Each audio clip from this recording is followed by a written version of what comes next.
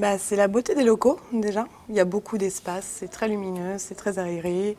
Le mobilier est très sympathique aussi, tout est fait pour qu'on s'y sente bien. Alors, j'exploite beaucoup les petites salles pour travailler avec un collègue sur un dossier en particulier. On a la chance d'avoir quand même des locaux qui nous permettent voilà, d'être bien dans notre travail, pareil une organisation du travail.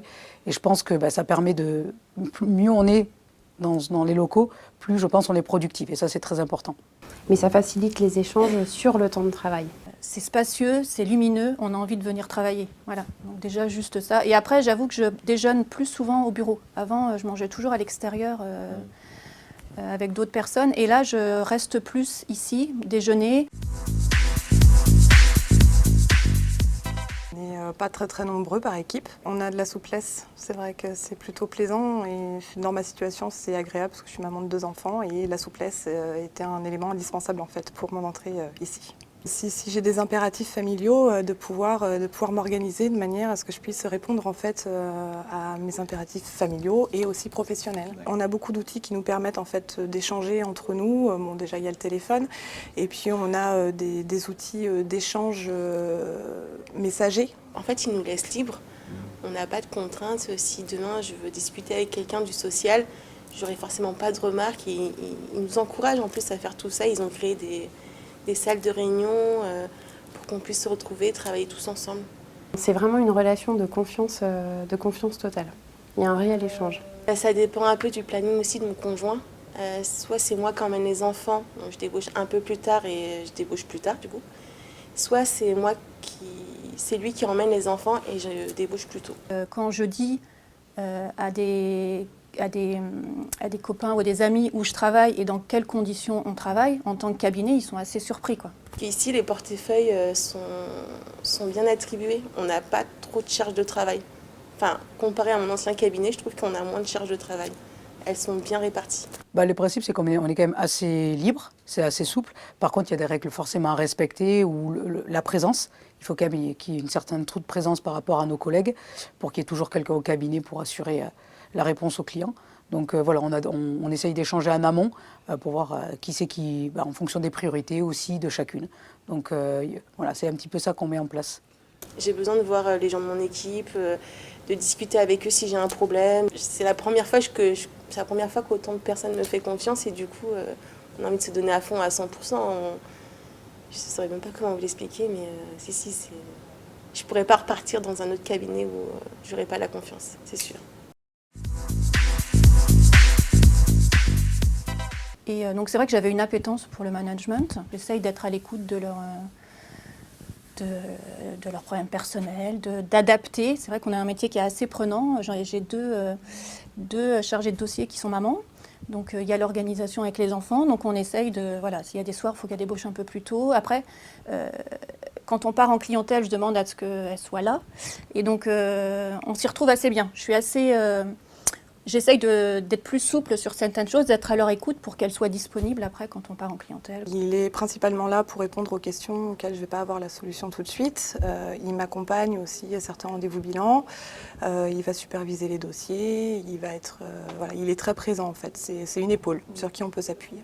On a un manager en plus qui est très vif, qui met beaucoup d'ambiance aussi sur l'équipe, donc c'est très agréable. On nous explique ce qu'est manager, on nous donne une espèce de boîte à outils pour essayer de trouver des solutions. On fait une analyse si on a des problématiques, des moments d'échange, des mises en situation. Mon rôle, c'est de m'accompagner sur les dossiers, de me faire progresser et de prendre en autonomie.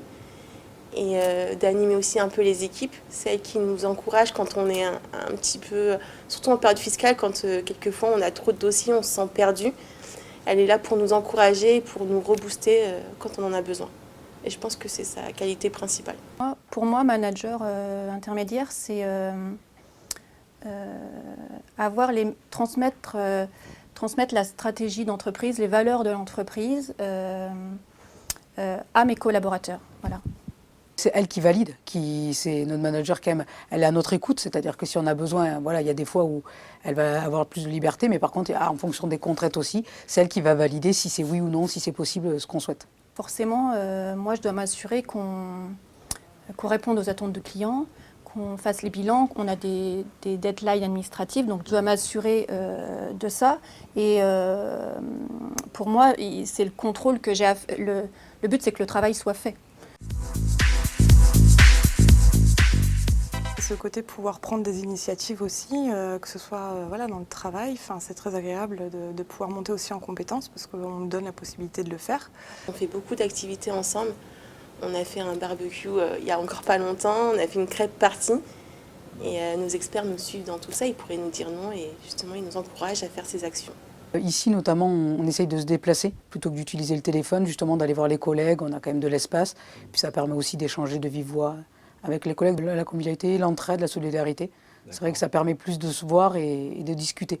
On est quand même dans des métiers où on demande beaucoup de réflexion, donc d'échanger avec nos collègues, c'est très important. Et ça permet effectivement, des fois, quand on se pose des questions, de ne pas hésiter à aller voir nos collègues et plus facilement que quand on était dans des bureaux fermés où on avait tendance parfois à ne pas oser aller. Moi, je me sens un peu comme chez moi. Ici, c'est un peu une deuxième maison. Et c'est vrai qu'on travaille tous en confiance et en liberté totale, bien sûr cadrée. On a des process internes, évidemment, mais on a quand même une liberté d'action assez large. Je pense qu'on mélange toujours un peu la vie pro et la vie personnelle. Parce que, par exemple, si on est en retard sur un dossier, forcément, on va prendre du temps personnel pour le faire. Donc moi, je trouve que c'est pas incompatible. Oui, on peut évoluer. Moi, j'essaye là actuellement justement de le faire.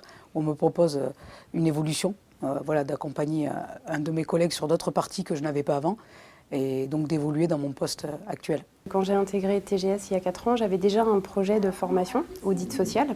J'avais cette appétence pour cette discipline et on m'a laissé ma chance. Donc TGS et notamment Stéphane et Didier m'ont accompagnée dans mon projet de formation.